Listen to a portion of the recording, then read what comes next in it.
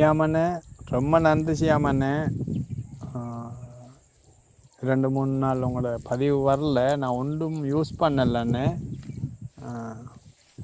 கொரோஜன்னா அடித்தேன் நான் டங்கிக்கு ஒவ்வொரு பக்கெட் போட்டு அடித்தேன்னா அந்த விட்டமினும் நீங்கள் செல்லுத கடல் பாசி அந்த மருந்தும் போட்டு தான் அடித்தேன்.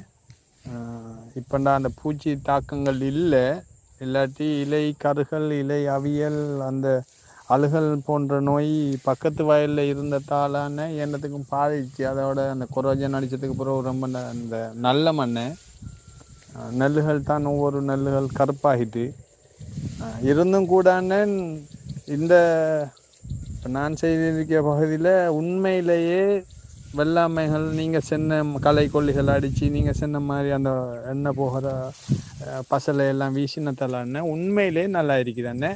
நான் உங்களுக்கும் பக்கத்து வயலுடைய வீடியோவும் இந்த சம்பூர்ணமாக உங்களுக்கு வீடியோ ஒன்று போட்டிருக்கேன். இன்னும் நான் இப்போ உங்களுக்கு உண்மையிலே இந்த பாருங்கள், நான் உங்களுக்கு ஃபோட்டோ ஒன்று அனுப்புதேன்னு என்னது பாலுக்கு சாஞ்சிட்டு பூத்து பால் பிடிக்குது. பக்கத்துகளில் எல்லாம் இப்போ தான் பூ ஒவ்வொன்று வருகுது, இருந்தும் கலைகள் கூட. அதால் ரொம்ப நன்றி அண்ணே. இறைவன் உங்களுக்கு துணை புரிவான், அருள் புரியட்டும். உண்மையிலேயே நீங்கள் சொல்லி தந்ததுக்கு ஏதோ ஒரு வகையில் மிச்சமே ஹெல்ப் ஆகிருக்கீங்க எனக்கு. ரொம்ப நன்றி அண்ணே. நான் உங்களுக்கு பிக்சர் 2 போடுதேன் பாருங்க அண்ணே.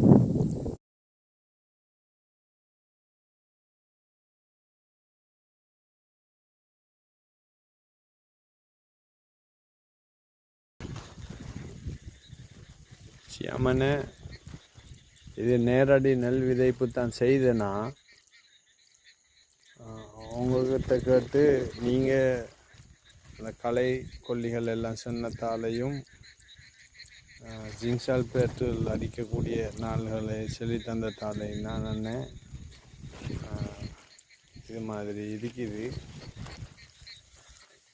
ஒவ்வொரு வேளாண்மையும் நல்ல குட்டிகள் தரமான குட்டிகளும் வெடிச்சிருக்குது.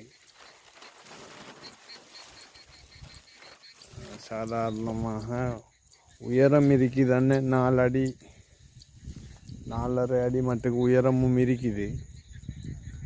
ரொம்ப நன்றி அண்ணன். நீங்கள் எனக்கு காட்டி தந்த உண்மையிலேயே நம்ம ஏதாவது ஒன்று எதிர்பார்த்து தான் வேளாண்மைகள் செய்த அண்ணன். நீங்கள் சொன்னதால தான் உண்மையிலே சிறந்த பலன்களை நாங்கள் பெற்றுக்கொள்ளுதோம். ரொம்ப நன்றி.